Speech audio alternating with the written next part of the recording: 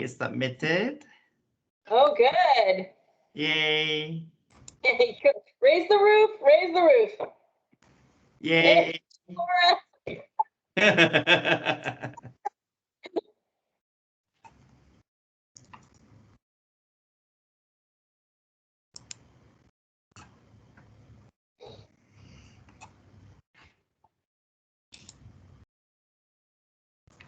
I got you, Robin.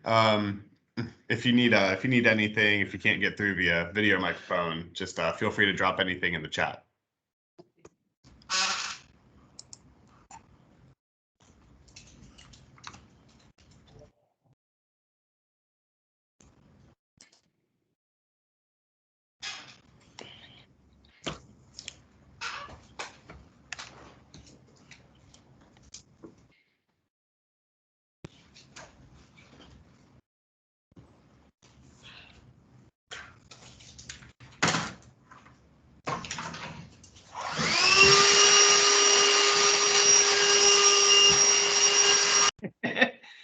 Somebody's vacuuming. Yeah, come to my office. My office needs vacuuming too. Hey, at least we know we have housekeeping going on, keeping it clean. See, whatever I hear is always about me. When I heard about like rescue dogs, who's going to rescue me? Rescue me, rescue me. Yeah, Karen, take me home, feed me, and maybe a nice, comfortable bed so that all my life will be just be eat, sleep, and oh no, I can't say that word. Karen, is that a City of Corona hat? Is a just cowgirl bling hat. Okay, I didn't know if you were dropping some hints to me. Looks like you have your bling bling. Yeah.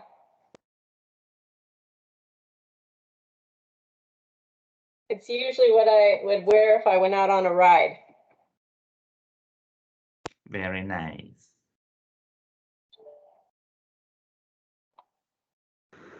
It's good to see you all.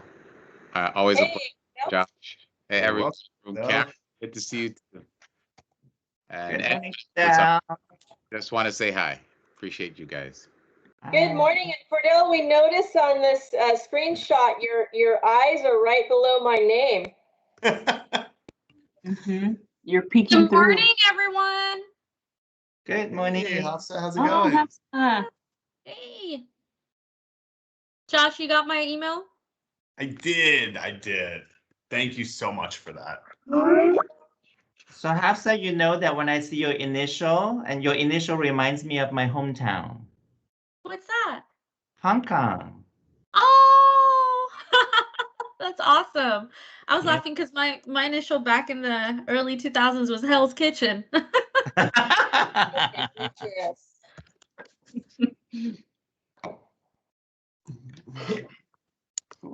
We definitely still have a lot of people logging on, so I think we can just wait another minute or two. Also, where's our chair? I'm here. Oh, hey, Greg. I had trouble logging on. I don't know what was going on. So there you are.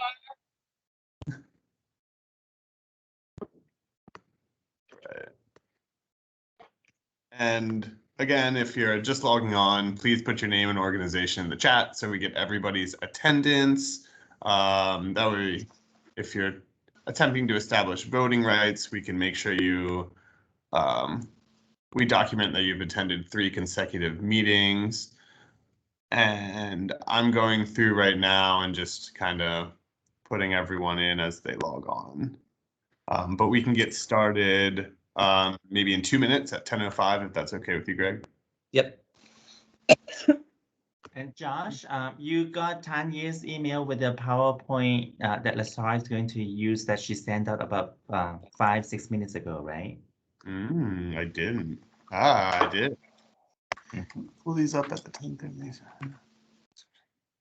We're also ready to run it if that's easier.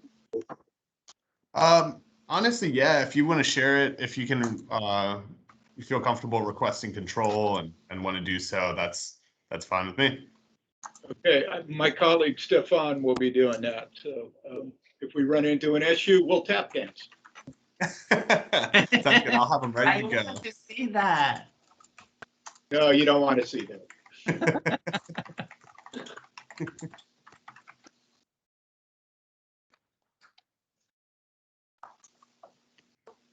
Natalis, I just noticed the screen picture. That is such a great selfie of Josh, all of you guys. It's awesome. Yes, that's a great picture. Love that picture. That was our hand sanitizer distribution event. Yes, I figured. I remember we picked up some boxes. Got Terrell and Monique and Josh and I. And So how if many you're not familiar with the faces there, how many bottles did we give out? 10 pallets. Yeah. There's what, like 200 boxes per pallet or something? Or was Yeah, that the size? it was crazy, insane amounts. I think that's me over there on the left. It is Cordell. Oh my goodness. I don't Yeah. know. I don't know. Yeah. Peeking his eyes through. You've taken it way back in that picture, Cordell. I'm trying, right? I'm trying.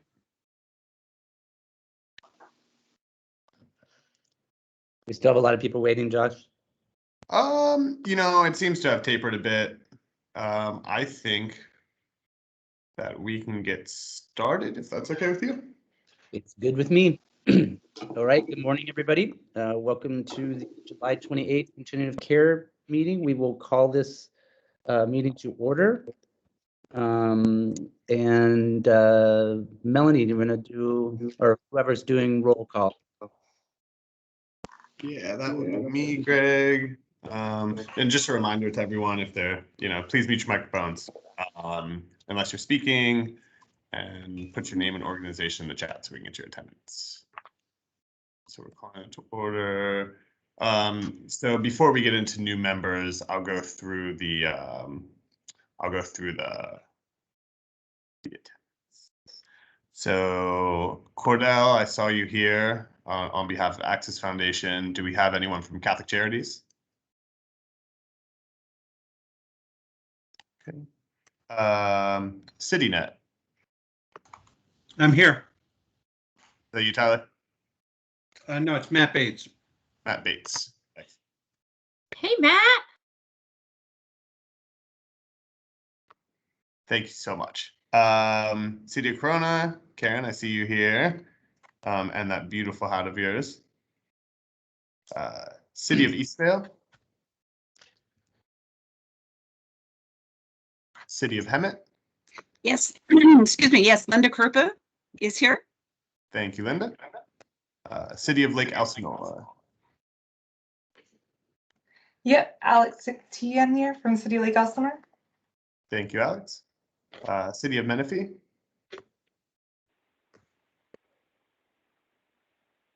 City of Menifee.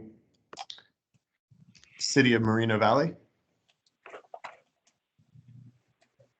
Anybody from City of Moreno Valley? City of Marietta.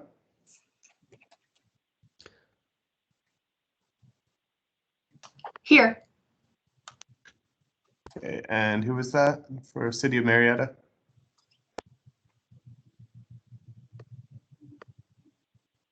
Okay. Someone is typing, Josh, that they don't have audio. I think they're from the city of Marietta. Brian Ambrose. Brian. The meeting information has changed, and I'm about to send out the new access codes. Perfect. Thank you, Natalis.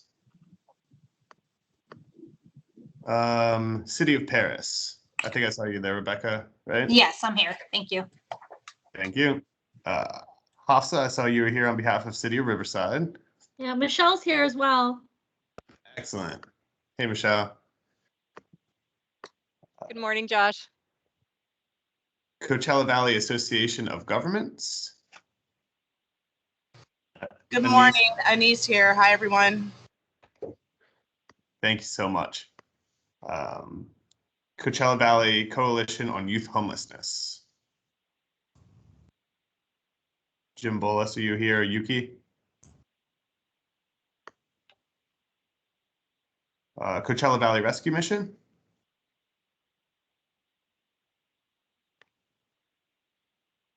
Okay. Community Health Association of the Inland Southern Region.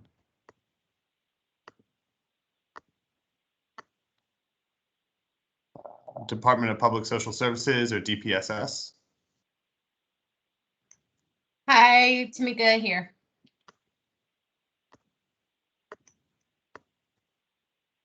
Desert Healthcare District. Donna, we spoke a little bit earlier. I saw you on here. Faith in Action. Carol or Mary Hamlin. Natalis did send out the new access code for the CoC meeting, so we may have more individuals jump on. So maybe before we do a vote, when we get to the minutes, I'll go through again to ensure that we've reached quorum and get everybody's attendance, but I'll keep going down right now. Family Promise of Riverside. Habitat for Humanity. Jewish Family Services of San Diego. This is Becky. I'm here. Thank you. Lake Elsinore Unified School District.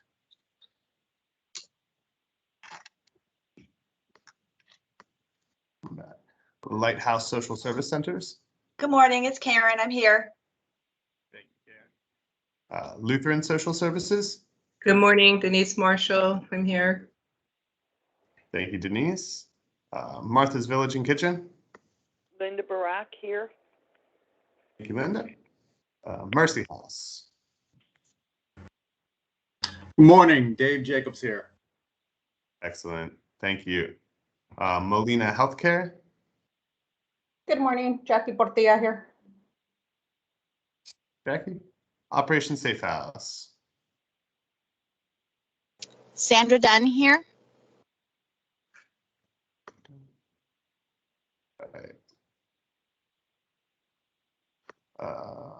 Path of Life Ministries. Good morning. Good morning. Riverside County Department of Animal Services. I think I saw you on here, Emma.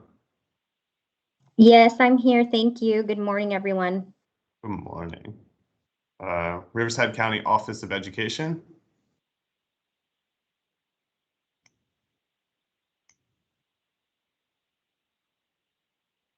Riverside County Hot Team.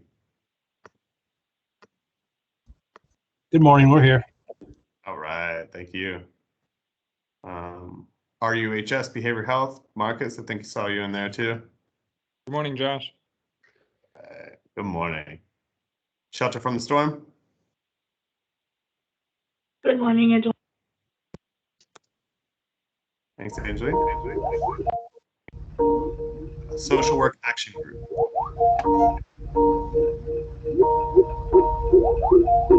Got a little bit of feedback. I'm going to mute everyone just in case.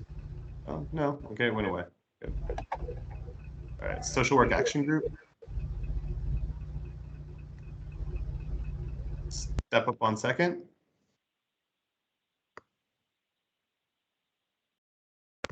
Transgender Health and Wellness Center.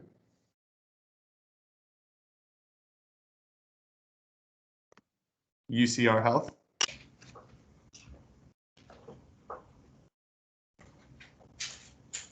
United Way of the Inland Valleys.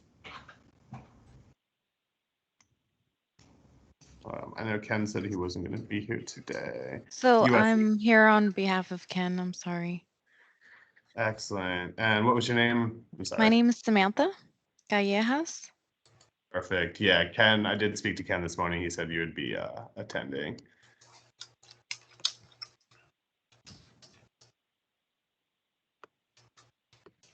US Vets.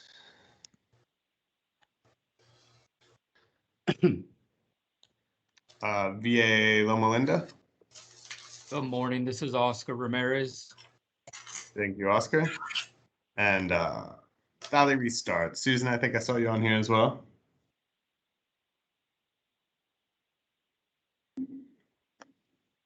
She is. Susan, I muted you. Sorry, I was muted. Sorry. No problem. Thanks.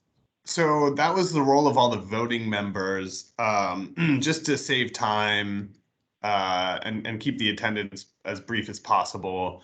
I just go through the voting members verbally, but I do mark the other non-voting members, so those who are appointed to the CoC but haven't obtained voting rights, for not attending 3 consecutive meetings or more than 50% over the year. Again, those are both qualifications. So like, please put your name and organization in the chat box so I do get that attendance. And when you organization does attend 3 consecutive meetings and has been attending over 50% of the CoC meetings, we will give you voting rights, and we announce it at the CoC meeting. And then when I do roll, I'll verbally take the names down. And again, if you're just joining us, I know we had an issue with the call-in code. So please put your name in the chat just so I can catch you. As the meeting goes on, I'll look in the chat and mark you down as present accordingly.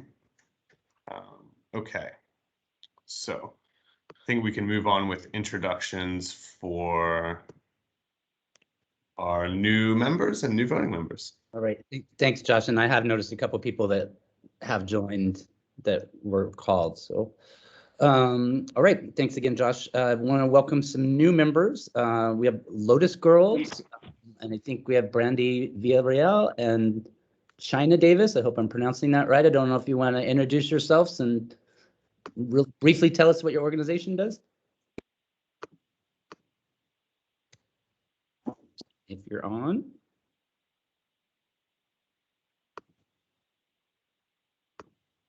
Maybe not. All right, if I see them jump on, we'll go back and introduce them. And then we also have the Lake Paris, probably Seventh-day Adventist Church. Do we have Wade Ford or Lily Gardner on?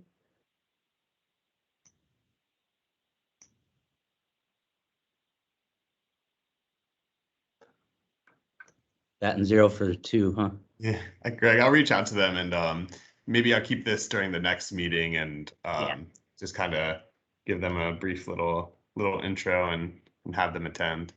So, and no problem. Thanks, Josh. And then I don't know. I know we called out. We do have a new voting member, which is Lake Elsinore Unified School District. And I don't know if you were able to join since the roll call or not. It doesn't sound like it. All righty. We will move on to item number 2, which is the approval of the minutes. The minutes were in the packet mailed to you for the June 23rd, 2021 CoC meeting. Any questions or corrections to begin with? And again, if you've got either comments or questions, please use the raise your hand function if you can. And Susan, go ahead. Yeah, I put a correction in the comments. Okay. Just for your information. Okay, thanks, Susan. So staff will make note of that. So any other corrections or questions? All right, and seeing none, then I would entertain a motion as corrected by Susan in the comments box to accept the minutes. I'll make a motion, Greg. Okay. Kimberly from CVRM. Thanks, Kim. And a second, please. Second, Access Foundation. Okay, thank you. All right, any further discussion? See no hands, or not hearing any voices. I'll just ask, is there anybody opposed? So raise your hand. Or any abstentions?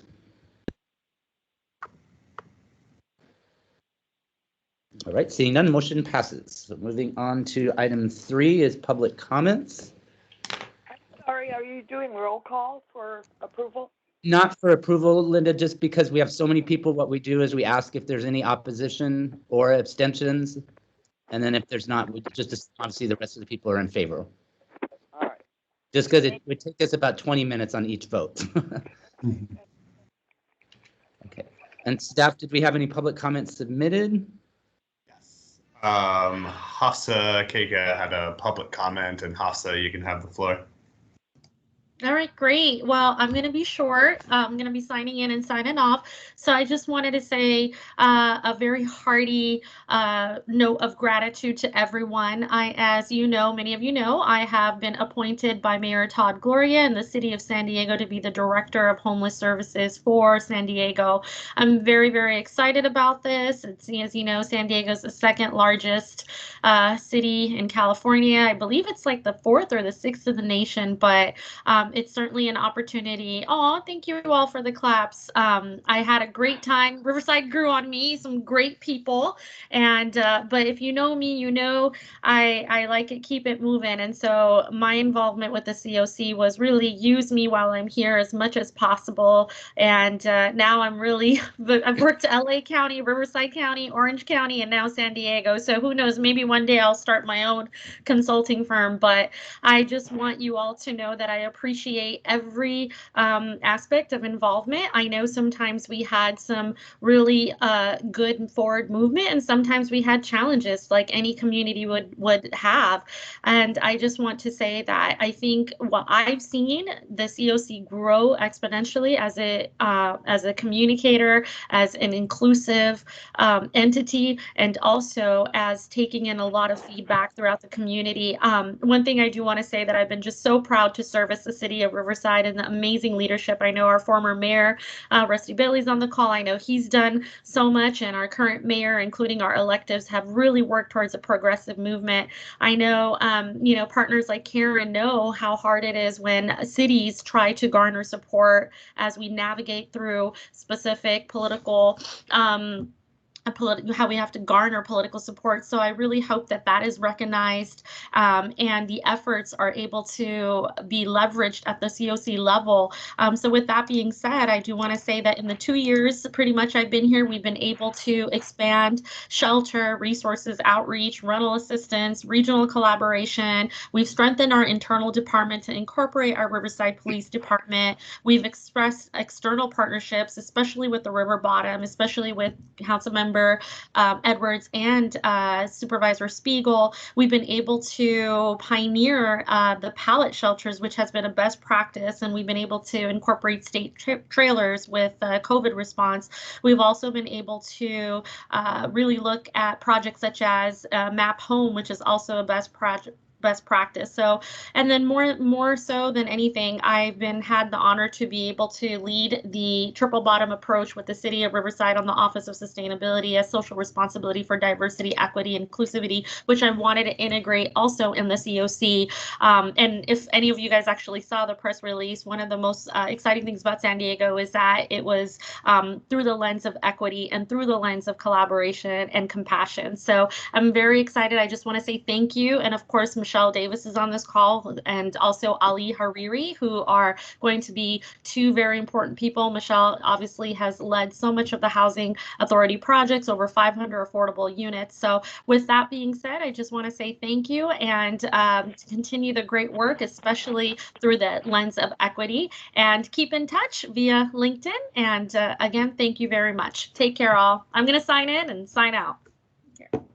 Great. Thank you, Hafsa, so much for your service to the city of Riverside. You've really, truly been a valuable asset, and I know Michelle believes that. And again, your contributions to the CoC are really welcome. We wish you all the best of luck. San Diego's lucky to have you. So, and you did mention Supervisor Spiegel. I just want to note that she is on the call, as well as Debbie from her office and Robin Reed from Supervisor Jeffrey's office and Sunday Sales from Supervisor Washington. So thank you all, Supervisor Spiegel and board staff. Any other Yeah, Greg, sorry, one more thing I forgot to mention. We just recently opened our Illumination Foundation Recuperative Care. That was sort of the last ribbon cutting that we had just about 2 weeks ago. So I am encouraging Michelle and her team. And of course, Debbie, thank you for you too. I know that you've done such a great job reaching out to visit. It's a very trauma-informed campus, and also our healing campus will be full of trauma-informed art and murals and whatnot. So we're really excited about that. So Michelle, hopefully you'll be able to corral a CoC tour, and thank you again to the CoC leadership team. I really appreciate it. Thank you, Tanya and everyone. Bye. Thanks, Hafsa. I see a hand raised from Dave Jacobs. Yes. Just a second. Can you see me? Can't see you, but we can hear you. Okay, great. Hold up, maybe I can fix it so you guys can see me. Well, I guess my camera's not working. Sorry about that. There you go. All right. Good morning, everyone. I just wanted to make 2 announcements. One, we still have that apartment unit that's available, a 3-bedroom apartment for any veteran households or any veterans out there or veteran families that are experiencing homelessness or maybe even the threat of homelessness. So if everybody could get the word out there, I'd very much appreciate it. And then also, we're going to be having our National Night Out event coming up on August 3rd, and it's going to be open to the community. So anybody who deals with homelessness or works with the veteran community, if you guys want to come on through, we're going to be available or open, like an open house format from 6 p.m. to 8 p.m. And our address is 5797 Picker Street and Riverside, California, 92503. So we'd love to have you guys come on through. And I'll put the information in the chat. Thank you. Thank you, Dave. Appreciate that. Right. Any further public comments? Okay, seeing none, we will move on to item number 4, old business, the fiscal year 2021 HUD CoC program NOFA. Natalis. All right, good morning, everyone. And so as we have been anticipating, and then we keep waiting, and then the 2021 HUD CoC program NOVA has not opened yet. And then previously last year it was open on July 4th, and then there's looks like it's later. Well, obviously it's later this year, so we are anticipating it to come out anytime soon.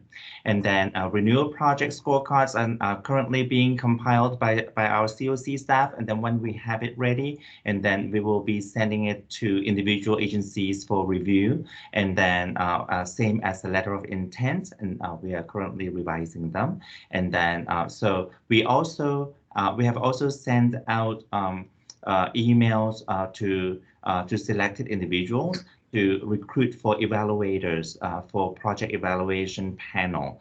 And so because we have a large number of projects, and we need at least 25 individuals who have the expertise, but yet do not have conflict of interest. And conflict of interest meaning that any agency staff who are already a subrecipient of our HUD CoC program, or any potential agencies who want to apply for new projects if they are available, then those would be construed as conflict of interest. So and then if you know of anyone, or if you feel that you fit the you fit the requirements, and then we need the expertise, and then we cannot have the conflict of interest, and please let me know. And then my email address is kng@rifco.org, and we gladly welcome any referrals. So stay tuned on these 2021 HUD CoC NOVA items.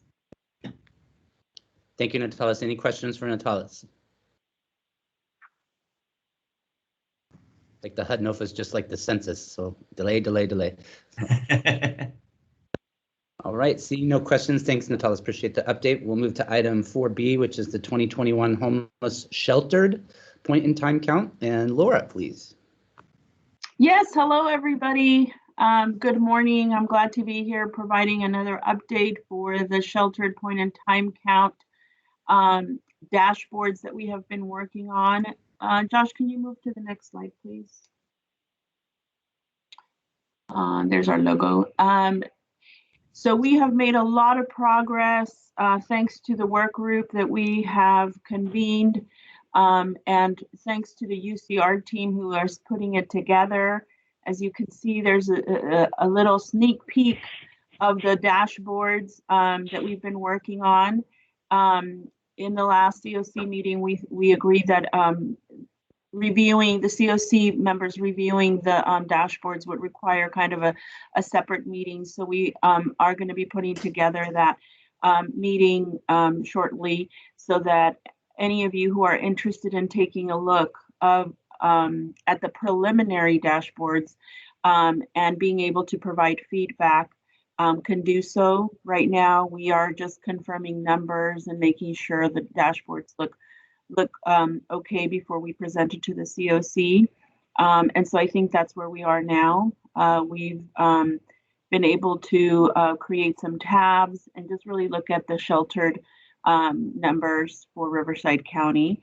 And so at this meeting, we will be able to go one by one on the each of the dashboards. If you look up at the top, you'll see the different tabs that we have.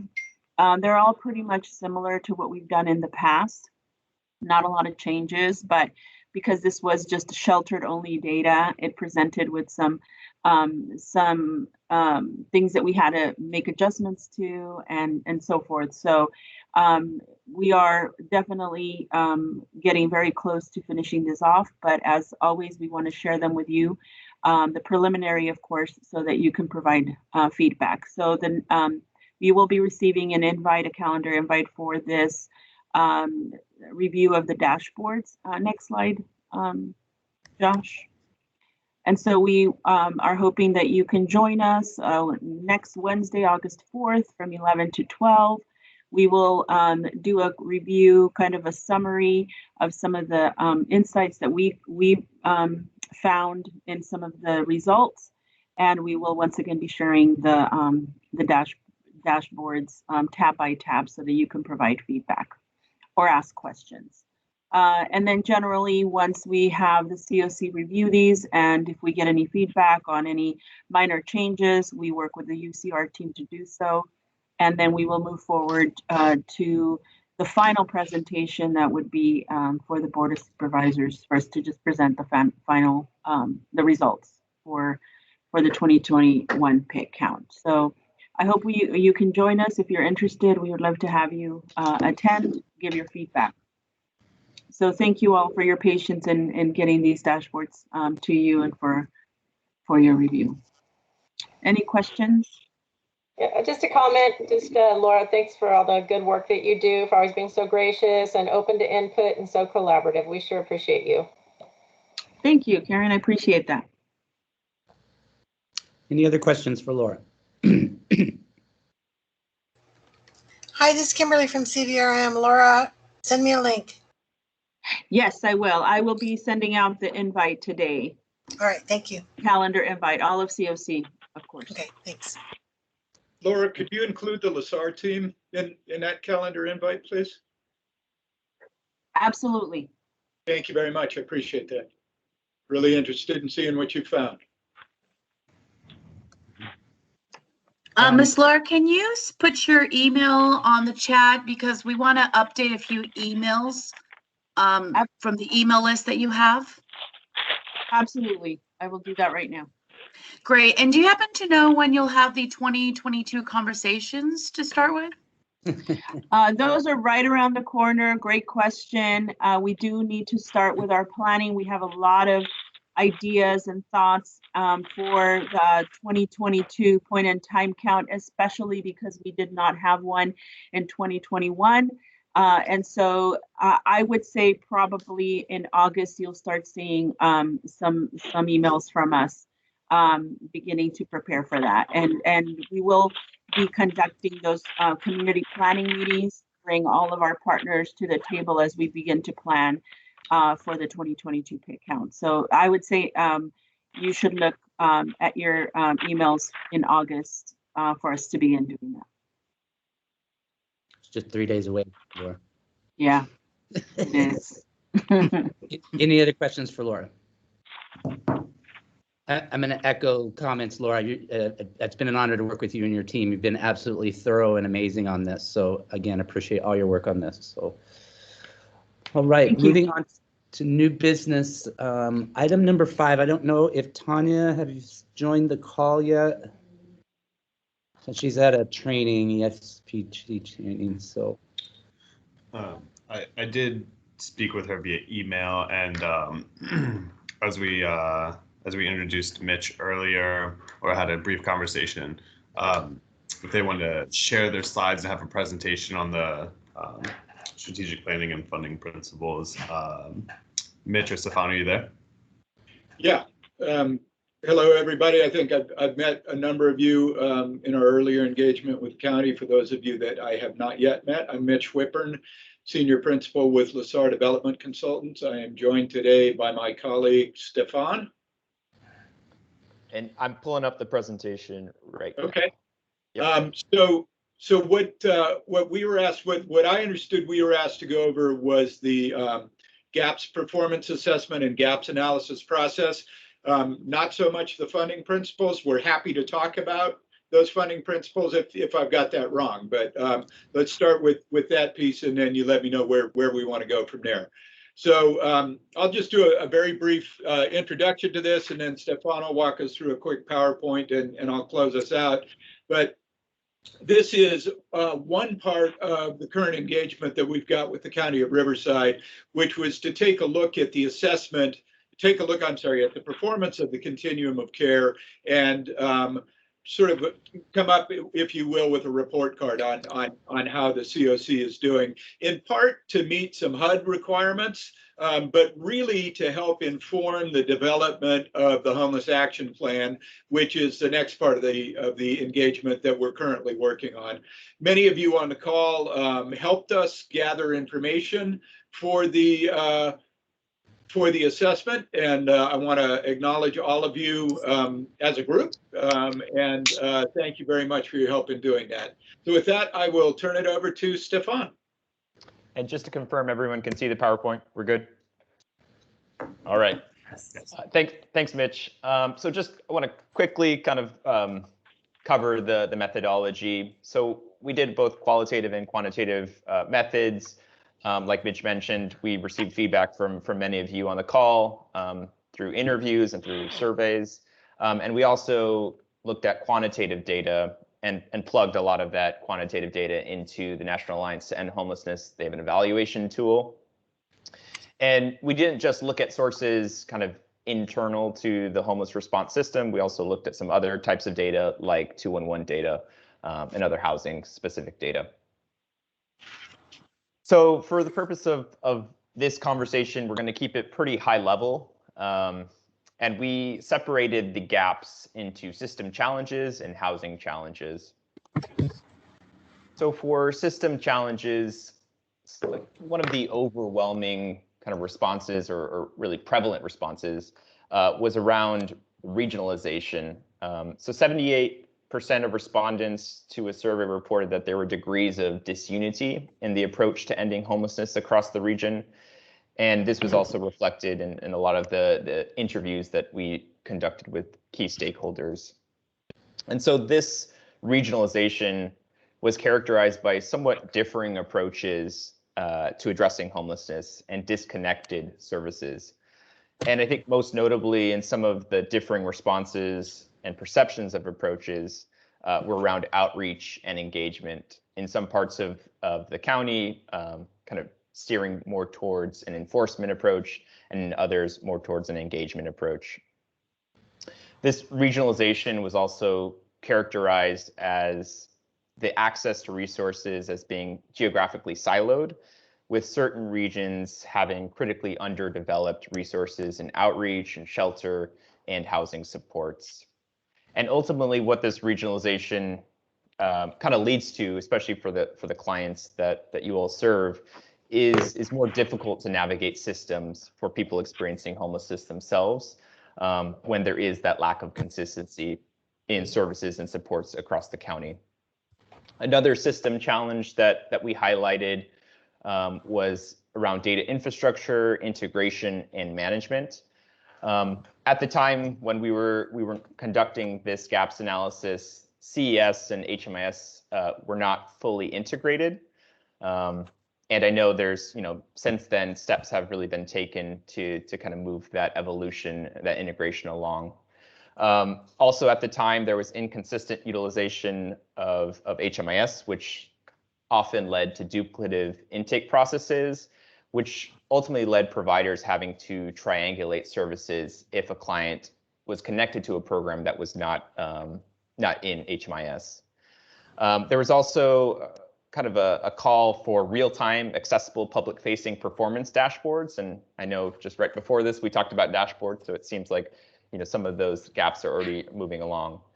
And then something around data infrastructure and integration and management, really as the county, moves towards a race equity focus and attempts to look at some of the disparities within the homeless response system.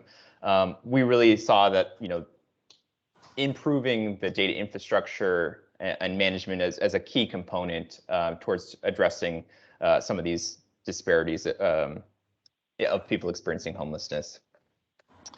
And so just kind of conclude for this data section, the CES system, while right now it is functional, many of the functions of the CES system are manually administered, and as the system continues to evolve, will need to be further digitized in the future. Another system challenge that we found was around service provider capacity. And so we noted that there was an inequitable distribution of services across the county. In communities that have underinvested in provider networks, infrastructure and system capacity often places an inequitable burden on communities that have already made those investments. And another thing we noted in service provider capacity, which is really consistent in many other COCs that Mitch and I work within, is just staffing challenges around turnover, but also in increased funding, new positions that are opening up and having to keep up and obtain new talent. And then lastly, around systems flow. So we noted that the entries into the homeless response system outpaced the exits. And as we look towards the funding principles, I think this is going to be a real component of that. How are we going to really center that kind of system flow gap? And then just kind of finally want to note on the system flow over the past 4 years, Riverside has had a net gain of persons entering into the homeless system. And so really addressing this imbalance is going to require a strong focus and continued efforts in prevention and upstream solutions. So now just kind of looking at the housing challenges. So we noted, and a lot of the responses and feedback that we heard was that the shortage of affordable housing is really a core driver of the county's homelessness crisis. And so we conducted a housing needs assessment and concluded that Riverside County would need to add an additional 21,000 upwards up to 46,000 homes affordable to an extremely low income population. And really this range is contingent on whether the entire Southern California SCAG region meets its overall housing needs. If the other counties adjacent to the County of Riverside meet their needs, that number will be closer to 21,000. If they don't, that number will be closer to 46,000. And kind of the method that we utilize to reach these two different numbers. The first is kind of looking at the RENA assessments, and the 46,000 would be looking at the affordable housing unit shortfalls, and then addressing overcrowding and a healthy vacancy rate. So additionally, we also saw that while rapid rehousing and permanent supportive housing were effective, these interventions really need to be scaled up to meet the need. And then lastly, in housing outreach and supports, we saw challenges for people experiencing homelessness in accessing housing choice vouchers. And we also noted that there was a kind of a lack of unified outreach engagement and retention strategies to bring on new landlords. And then lastly, when moving into housing, providers often struggled or had to juggle with different funding sources to pay for miscellaneous expenses and moving costs. So we also just quickly wanted to highlight a couple key subpopulations that needed additional focus. The first is transition-aged youth. It was kind of interesting to note that the number of youth served in emergency shelter and street outreach has decreased since 2017, but at the same time, the overall point in time count for youth has increased by 14%. And really that disconnect between the decreases in program participation and the increases in the point in time count really kind of call into question. And I think it's a good opportunity for the county's new homeless youth coordinator to kind of further understand this discrepancy. We also noted older adults or seniors because the lack of affordable housing, especially for those on fixed income, there are really very little housing opportunities outside of supportive housing that seniors or older adults can live on that fixed income. And then lastly, individuals with severe mental illness or substance use disorders, this was kind of an overwhelming response that these types of resources need to be increased across the county. So just quickly looking at some of the strengths of the response, the creation really of the new department has really begun to provide the necessary leadership and structure to coalesce a lot of these fragmented approaches into a more unified framework with the ability to uphold these community-wide standards. And so really this consolidated department is really now better positioned to address other system challenges like cross-sector alignment, data integration and management, and increasing service provider capacity. And we also just wanted to quickly note, a program that we saw as successful in both its outcomes, the population that it's serving, was the homeless prevention programs. And really, as we begin to look at that system flow, just the increase of these types of programs will be necessary to really end homelessness within the region. And so with that, I'm going to pass it over to Mitch just for some kind of closing thoughts. And yeah, I'll pass it over to Mitch. Thank you, Stefan. So I want to acknowledge that it is really easy to find. It's not really easy. It is. Stefan highlighted a number of things in the system that could be improved upon. I think that it's really important to recognize the movement that Riverside has made over the last couple of years. And frankly, Hafsa's comments really stole my thunder on this. I had the pleasure of starting to working with you folks 2 years ago, Greg, maybe a little over 2 years ago. And, we really expected to see big regional differences in the approach to homelessness, sort of 180-degree differences. And really what we saw were more like 45-degree shifts in orientation rather than major differences in approach. I think the CoC, the creation of the new department, the focus of the CoC, the focus of all the folks on the call today have made a huge difference in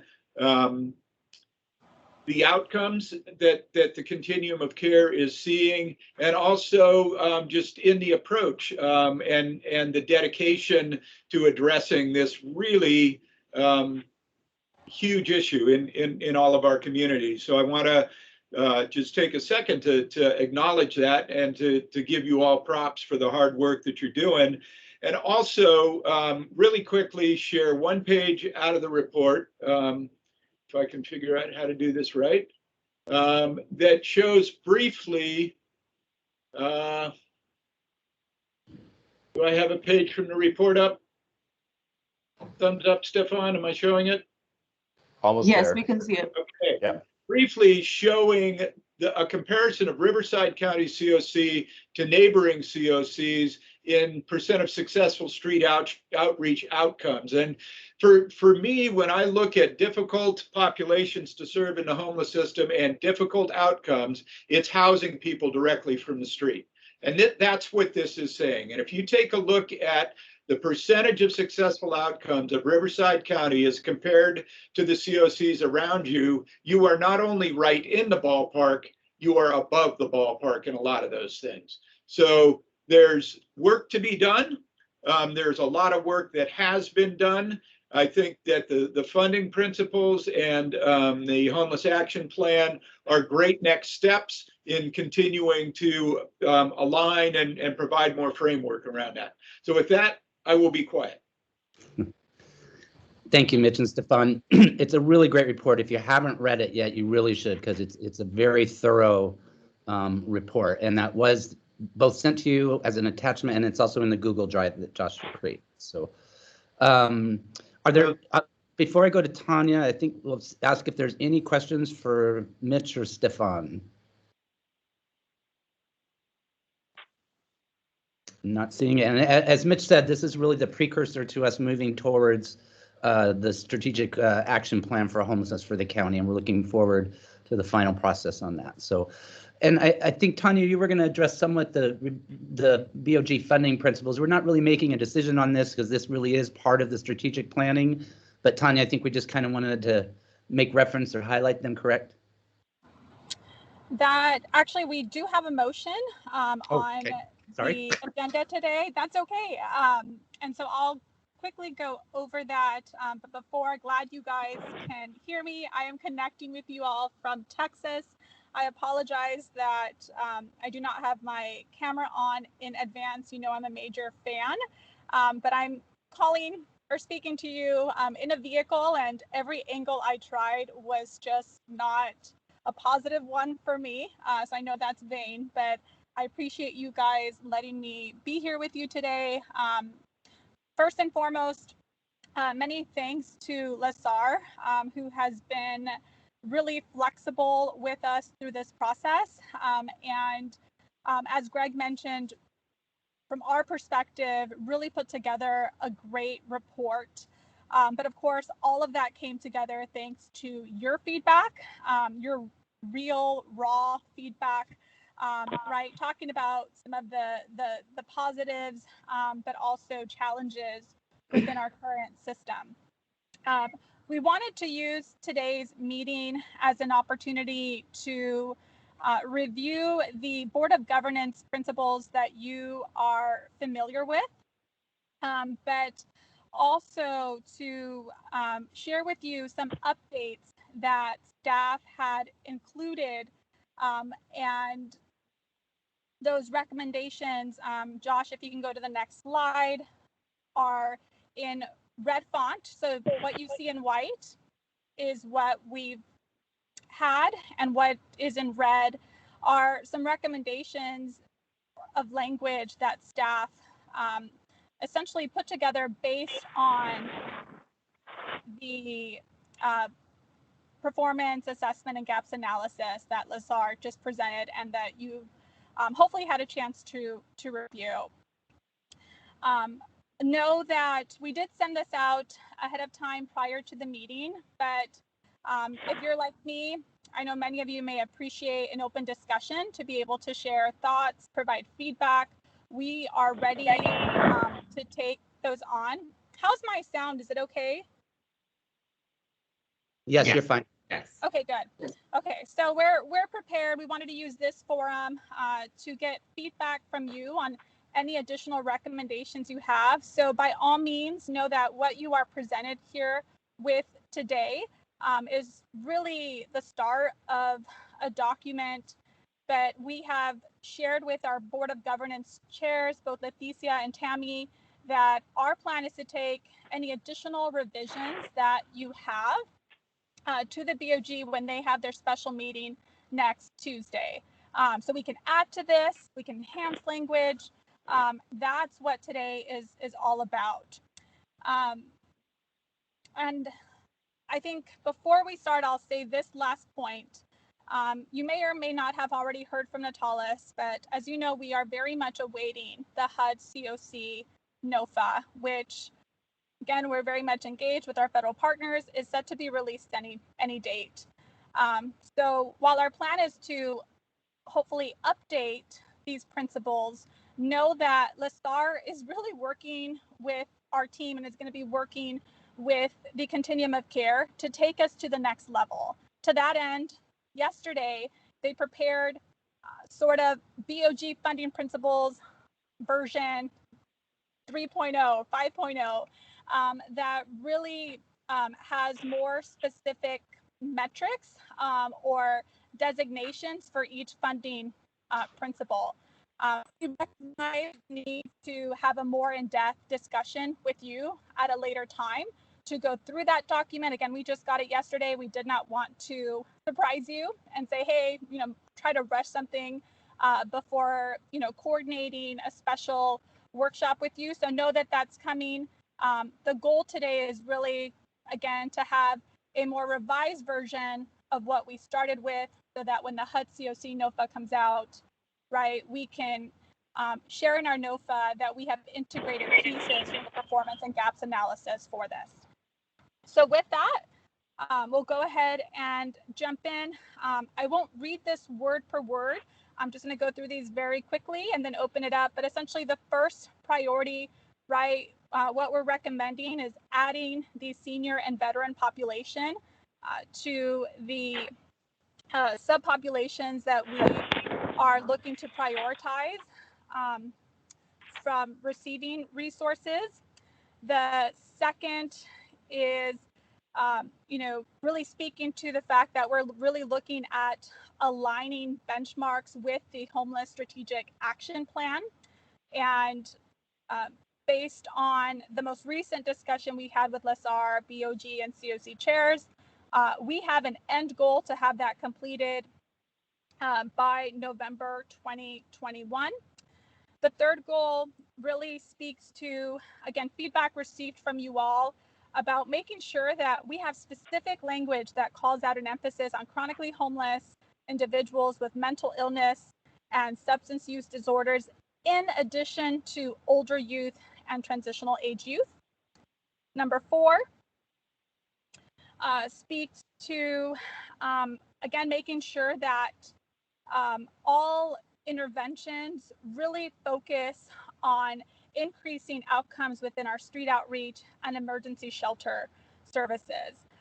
But of course, in order to do that right, we're going to need to make some major investments in those systems.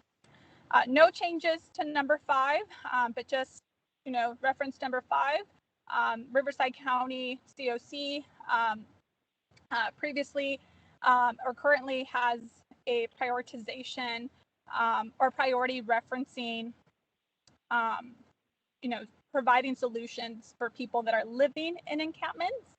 And many of the street outreach teams, emergency shelter programs that we fund have been quick to respond to those efforts.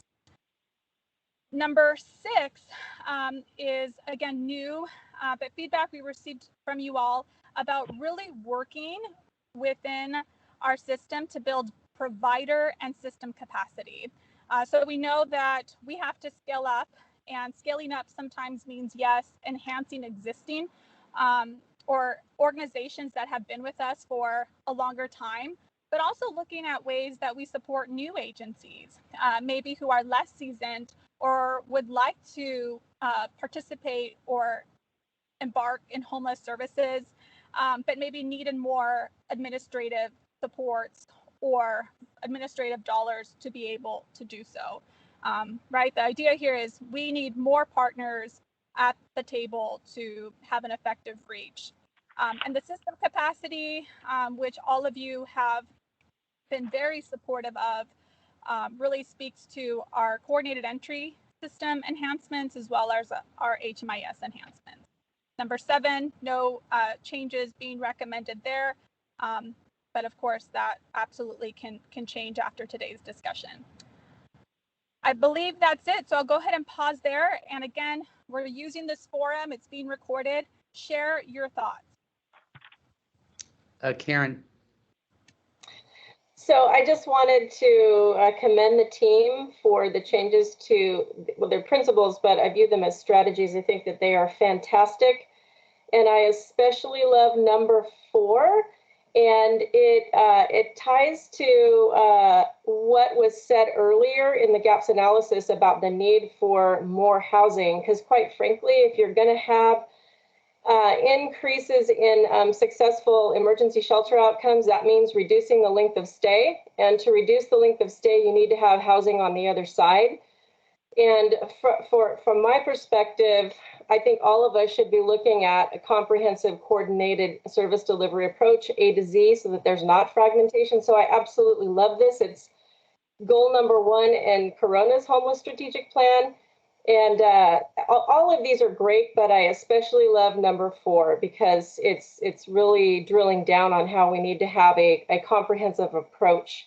No matter what piece of service we're focusing on, we need to be connecting to the whole. So I just want to say good job.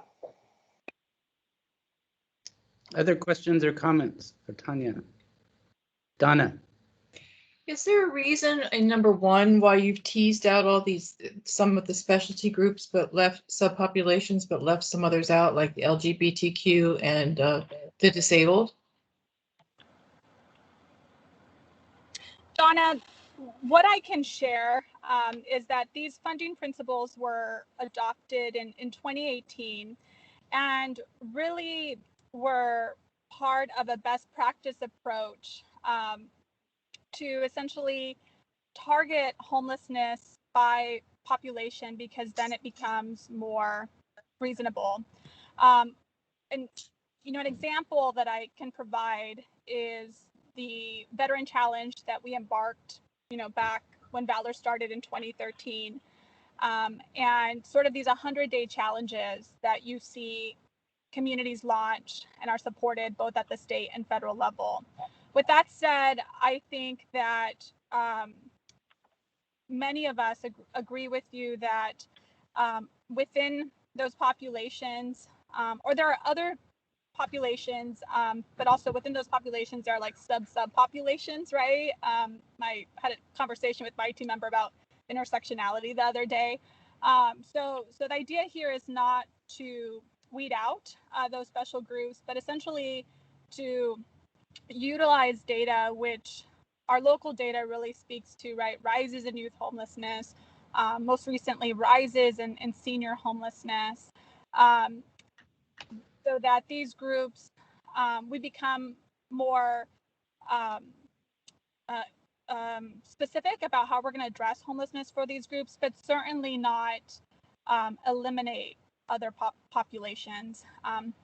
With that, I'll go ahead and welcome it up to any other partners who would like to respond to that. But I just wanted to, share with you, because there are certainly LGBTQ groups, parenting families, undocumented families, right? Other special subpopulations that could certainly fall within these groups, but also maybe be part of other groups not mentioned here. And Tanya, when we discussed this, we had conversations, and that's kind of how we got some of the language in number 3, was to address those underserved, hard to serve, or special subpopulations as well, instead of doing a completely exhaustive list of every subpopulation. Thank you. Any other questions for Tanya?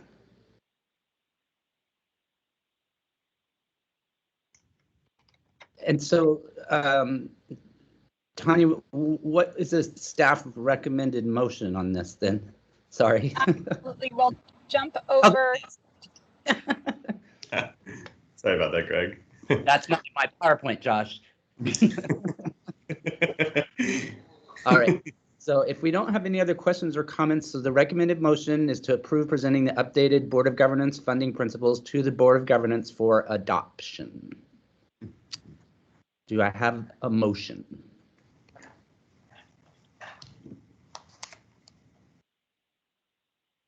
So moved, Karen Roper. Hey, thank you, Karen. Is there a second? Second by Emma, Animal Services. Thank you, Emma. I appreciate that. Any further discussion? All right, not seeing. Again, we're not going to do a roll call because it takes too long, but is there anyone in opposition? If so, just please raise your hand. Not seeing any abstentions? All right, not seeing any. That motion passes. Thank you all very much. Thank you, Tanya. And thank you, Mitch and Stefan, for the presentation. We look forward to continuing to work with you on the action plan and You don't need to stay on if you don't want to, but you're more than welcome to if you'd like. So I think we will drop off. Thank you all very much. Appreciate the time, and more than anything else, appreciate the good work. Thanks. Thank you, Mitch. Thanks, Stefan. All right, item 6, standing items. The Board of Governance update. Obviously, a big element of the Board of Governance right now you just heard about is the strategic planning and the homeless action plan that's being developed. I also wanted to, and I want to thank Susan for the heads up last night on this. Just one thing that came out of a lot of you attend the Board of Governance meeting, but one policy change that came out of the last meeting was granting the ability for the department to adjust grants. Many of you who operate grants understand that sometimes circumstances change, and like some, outreach dollars need to go to programming dollars or vice versa. And so within an agency, the Board of Governance basically determined that we would give the department the ability to make those changes. We did set certain limits, and again, leaving it up to the professionalism of the staff. The main purpose is, as a lot of you are aware who deal with grants and awards, is the time it takes to actually go back through the department, do contract amendments and changes like that. And so we're really trying to create the flexibility and to allow the ability for agencies to be nimble and adjust with challenges that they're faced. Any questions? Right, not seeing any. Those are kind of the Board of Governance updates. Item number B, COVID-19 vaccination and coordination effort. Josh. Good morning, everybody. So I will be providing just a quick update on our COVID-19 vaccination and coordination efforts. So as you all may be aware, as I announced last meeting, I do like to give a little summary of what we're doing and why we're doing it, right? So here at the HHPWS Continuum of Care, we wanted to provide the opportunity for sheltered and unsheltered individuals experiencing homelessness to have access to vaccines. A lot of the times this population finds it hard to access these resources due to transportation or awareness of events or whatever it may be. So we wanted to bridge that gap. We've been working with the county public health team and emergency management department, as well as our community partners, to establish events so that we can have outreach teams and our community partners bring any individuals experiencing homelessness to have timely and ease of access to vaccines. We have had some past events.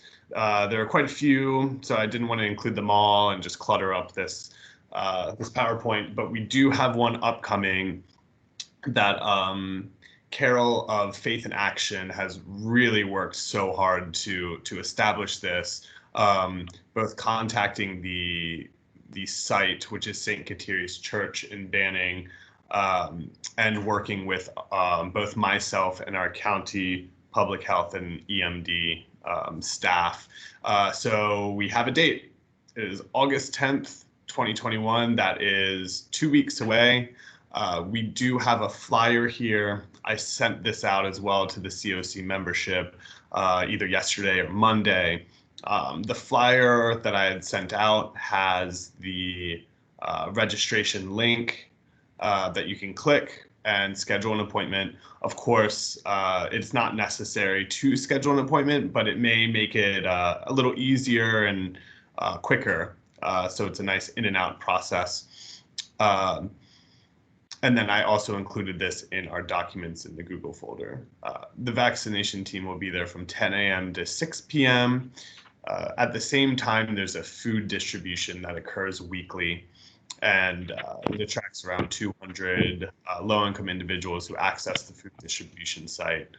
So we had the time frame 10 a.m. to 6 p.m. to ensure that vaccination staff was there during the whole food distribution event.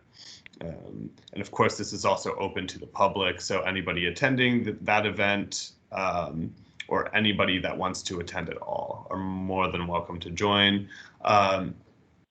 We are seeking incentives.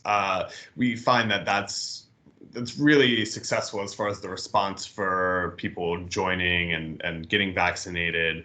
The state of California, of course, has their incentives, which I will send an update about what those incentives are at this point in time. And we will look for other incentives that we can offer within the county as well. Carol has also mentioned that we are open for any resource donation, so waters and snacks for participants or anything else that we can think of in line with that incentive process, right? So again, the biggest thing is getting people there at the event, getting as many people vaccinated as possible. So if you have an outreach team or you work very closely with individuals experiencing homelessness, whether sheltered or unsheltered, or want to bring anybody, please, by all means. We really seek to have successful events and get as many people vaccinated as possible. Feel free to email me. I'll put my email in the chat, as well as the CoC email, and we can spread the word and get this organized and have a great event. And if you have any questions, please feel free to comment now. Any questions for Josh?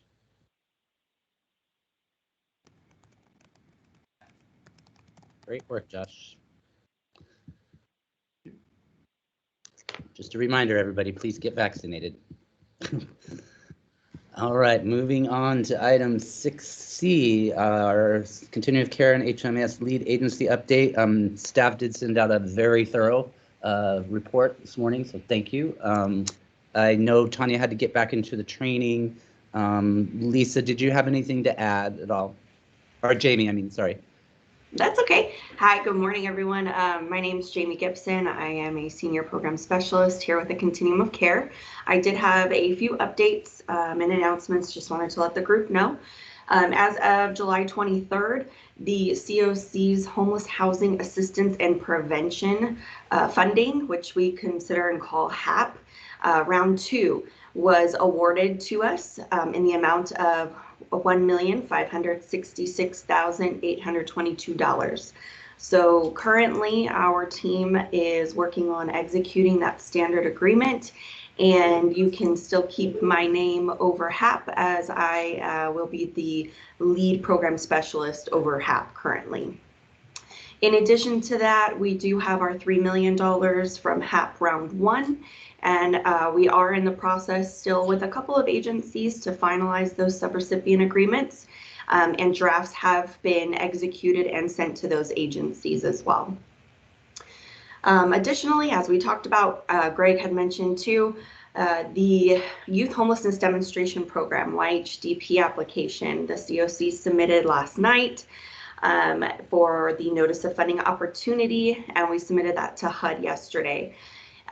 So we certainly want to extend our gratitude, our many thanks to everybody who was part of the collaboration in developing our narrative, as well as our letters of support.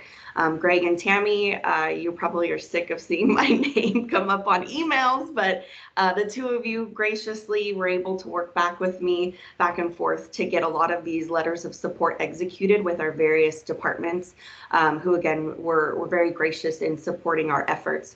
Some of those divisions would be the Public Child Welfare Agency, Department of Behavioral Health, our Sheriff's Department, the Youth Action Committee, our Board of Supervisors. All 5 districts are also committing and standing behind on our application.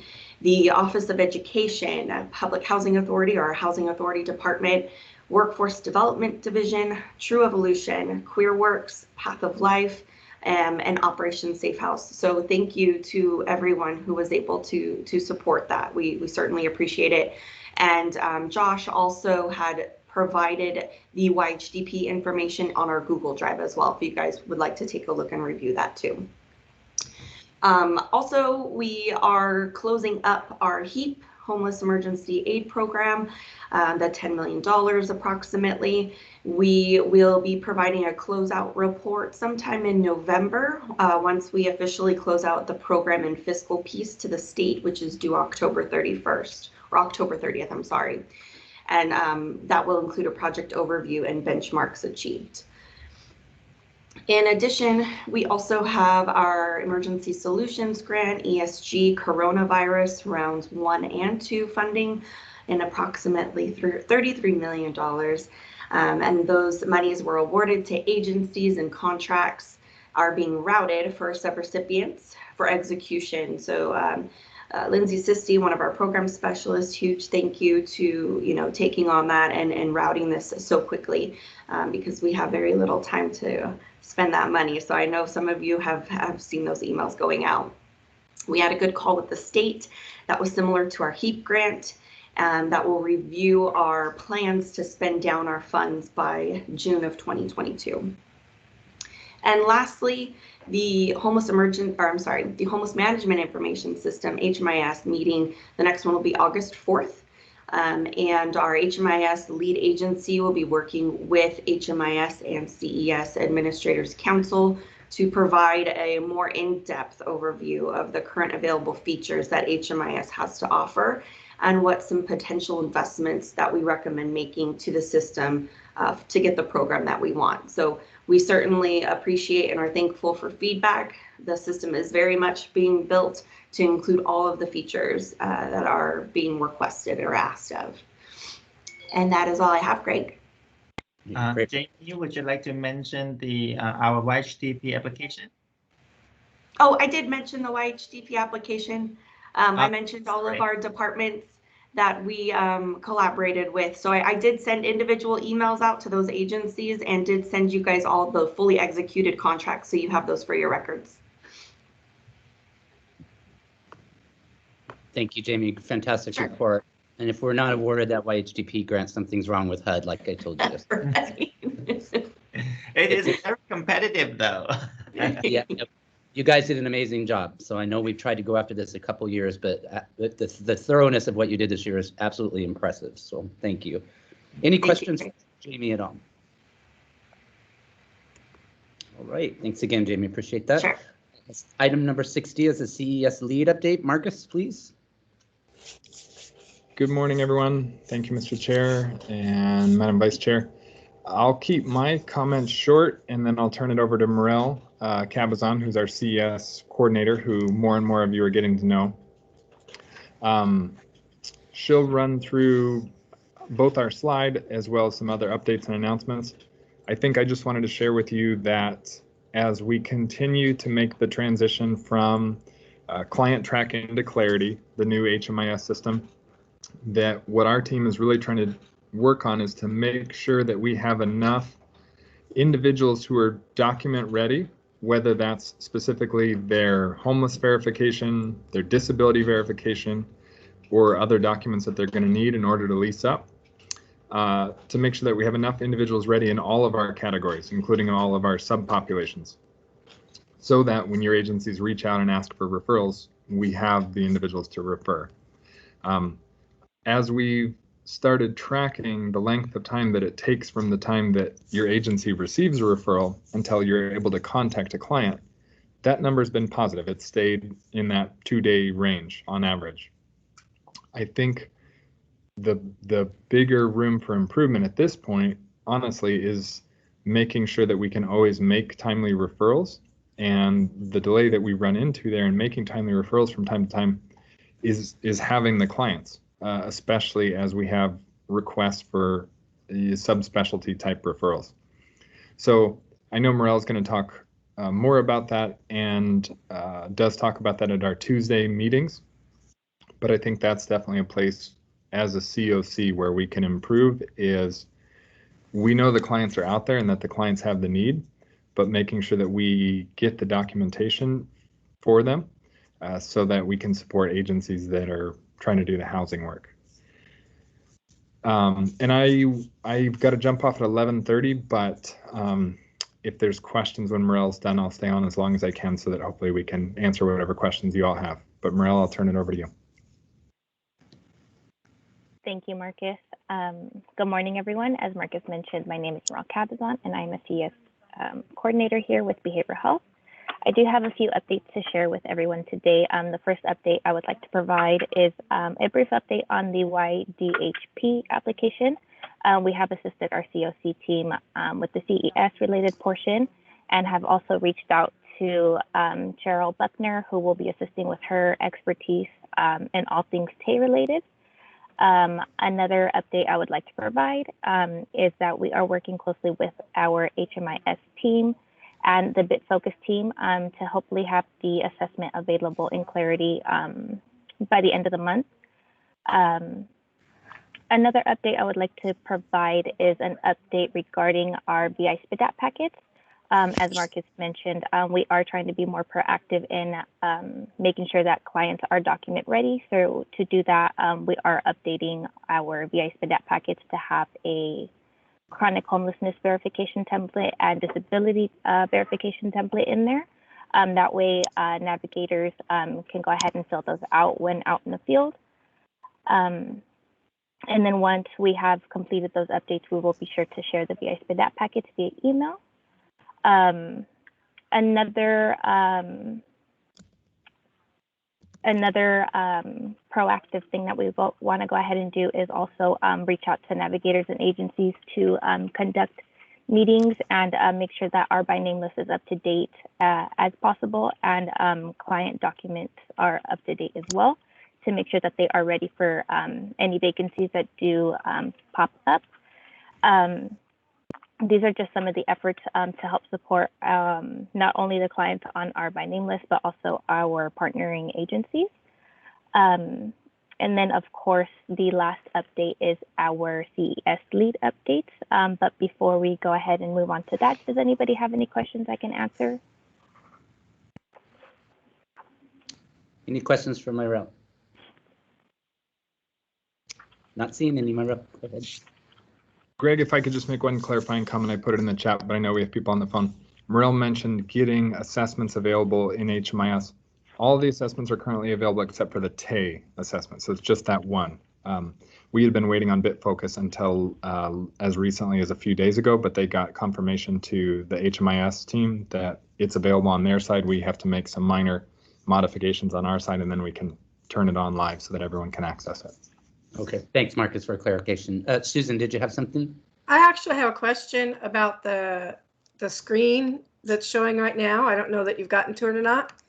Under outstanding home connections, the first line there is total, which equals 15. That is the total of what? Because it's not the total of the stuff underneath it.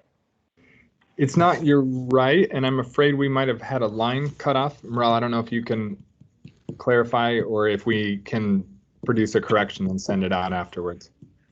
I can go ahead and produce a correction and send it out afterwards. Okay. Thank you. Good catch. You're welcome. Does anybody else have any other questions regarding the CES report? Hi, this is Kimberly from CVRM. I just have a question. You know, right now we have somebody that's that was VI SPDATed today that's living in her car, so we can put her in a hotel room. But when you have to go through the VI SPDAT, you go through the CES system, the turnaround time to get that person back, because they're right here in our hands, seems like we could do better. And I'm not quite sure what the hang up is on that, but if we're doing the VI SPDAT, I mean, I guess it has to fall down to the bottom of the list, but we're not being immediate and doing rapid rehousing if this person has to go down the bottom of the line. So is there some way that we can help somebody today instead of waiting, you know, a week or two or having it given to another agency when we have the person in our hands? So I think that to your point, that need for emergency housing or bridge housing is real. Even if you had the rapid rehousing referral in your hand today, oftentimes then there's a delay in finding a unit.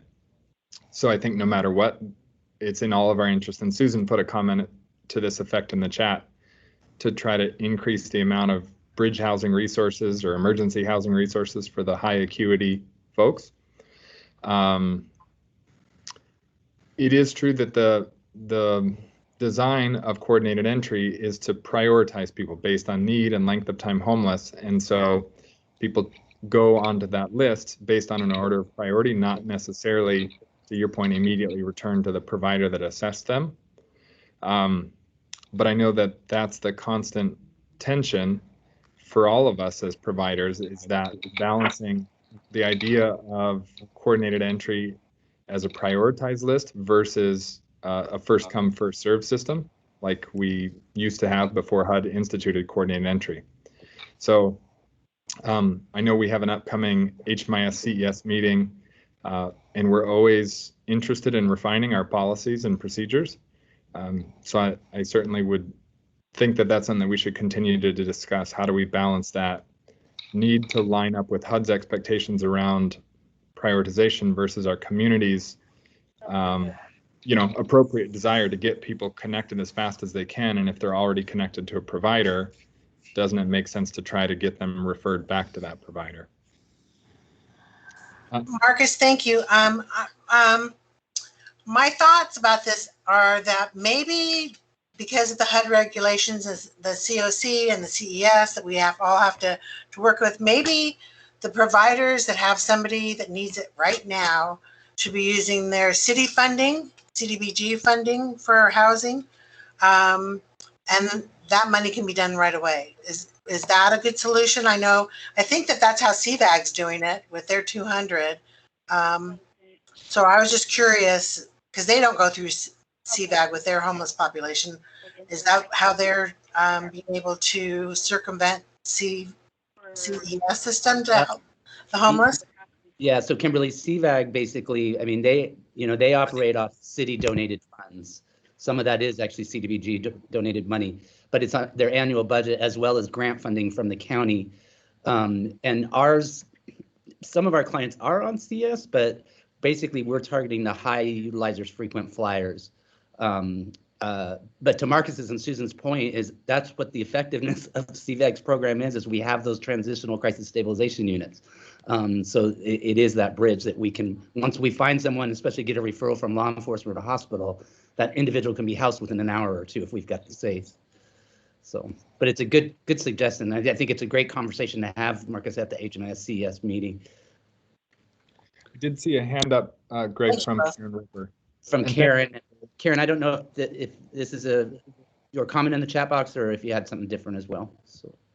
Well, I see that there was a response. I just want to make sure Norco gets on that because we've been actively submitting referrals and the program started in April. It might be just a timing issue. So thanks for the reply, Marcus. I appreciate it. Absolutely.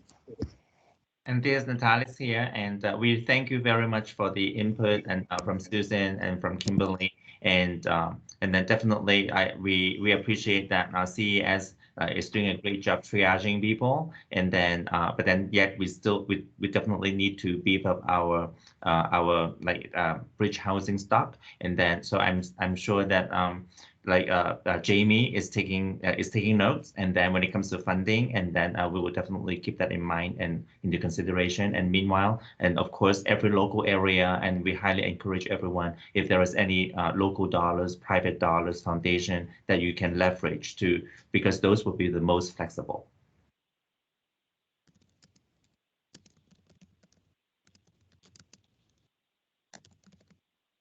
Muted, sorry. Thanks, Natalis. So any other questions on the CES? All right. Thank you, Marcus and Myro. Appreciate it. So great report. Thank you. Absolutely. Thank you all. All right. Item 6E is a housing resource update. Just some good news on actually funding opportunities. And actually, Joe Coletti sent this out to us a couple weeks ago. About budget money for specific housing projects. So there's like an $8 million to the city of Corona. This is a renovation project. And then $10 million to the city of Riverside for the True Revolutions Project Leslie housing. And then also Rancho Family Housing at $6.3 million, and an Aloe, which is a Palm Springs development, for $6.4. And then we just heard word last week on the Joe Cerna farm worker housing. A lot of this, of course, is in Eastern Coachella Valley in the 4th District, but CVHC awarded $10 million for 79 units, CoC Development, their Monarch apartment project in Palm Springs for $3 million, and then Villa Verde, that's a rehab project for $10 million too. So some really good dollars flowing from the state. to affordable housing projects. As we heard from Mitch, and as we all know in this business, that's the issue we need is doors. So whether they're transitional, permanent supportive, or just affordable units. So those Hey, are kind of, Greg, yeah, go I ahead. just wanted to shout out regarding the Corona grant that you mentioned. I really would like to acknowledge National Corps. They applied for that funding directly for rehab of the units. So they did all the heavy lifting. They get all the credit. So I just wanted to mention that. And I don't, and yes, Tony Mize is on. So Tony, you got great kudos there. So thank you. All right. Seeing no further questions on item 7 or just consent items. Again, the CoC sent out the staff report this morning. I think the Policy and Advocacy Committee, there was a report that, and the Youth Advisory Committee, Youth Action Board, those reports were included in this packet. It should be in the Google Docs too, I believe, Josh, right? So, requests for letters of support, we didn't have any this time. And then obviously the annual performance report for behavioral health. If you have any agenda items for next meeting, please get those to either Josh or Melanie or the team. And then number 9 is announcements. They just a couple were put in the chat. I know Faith in Action, San Gorgonio is working with United Lift program for a rental assistance event on October 2nd. Again, thanks to Susan Larkin. Susan, we're still checking on the ESG deadlines that you asked about, but the EF, or the Emergency Food and Shelter Program Phase 39 applications are due the 20th of August. There is a mandatory information meeting on the 2nd of August, so thanks for that heads up. Susan, you want to add something there? I see your hand up. Yeah, the information I got on ESG and CDBG for the county was actually from their website. So it actually says that the application's open August 3rd. So I'm assuming that that information is correct.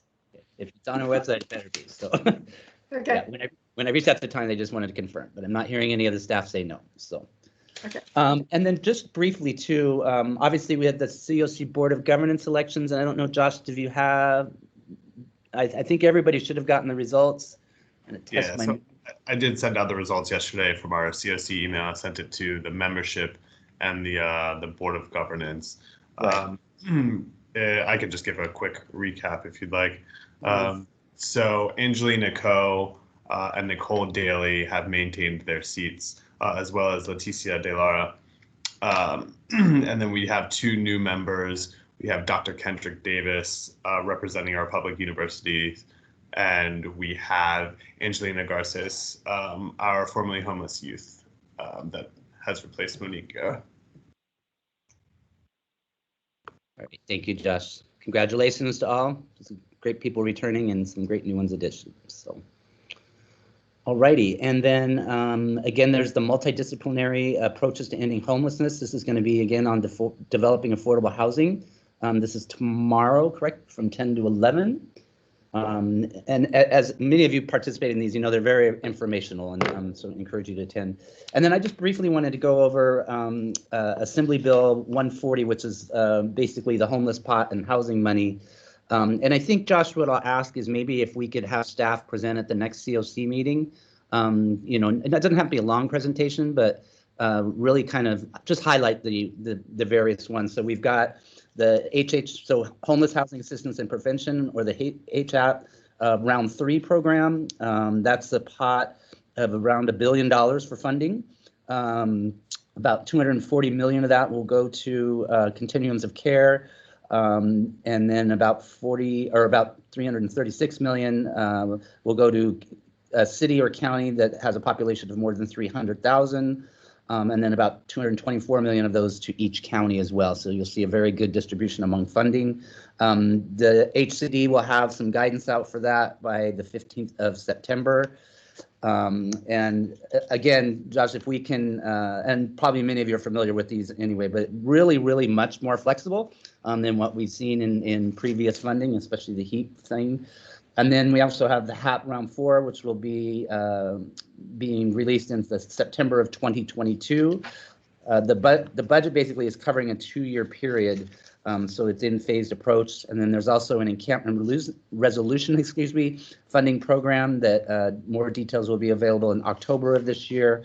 And then finally, a Family Homeless Challenge Grants and Technical Assistance program, and that won't be released until about March of next year. So there are a lot of opportunities for some great funding opportunities.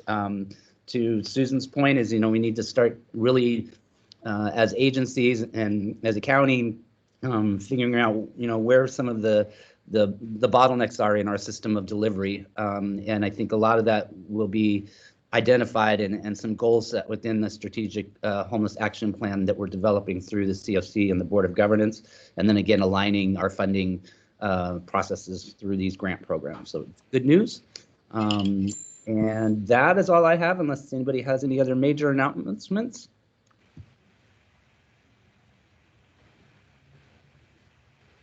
Not seeing any. So thank you all again for joining. Once again, a great turnout. Thanks again, staff, for all your work. And we will stand adjourned.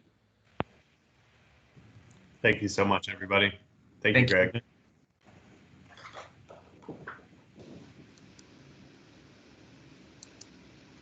Come on. Leave. Mel, I just got your text. I'm sorry.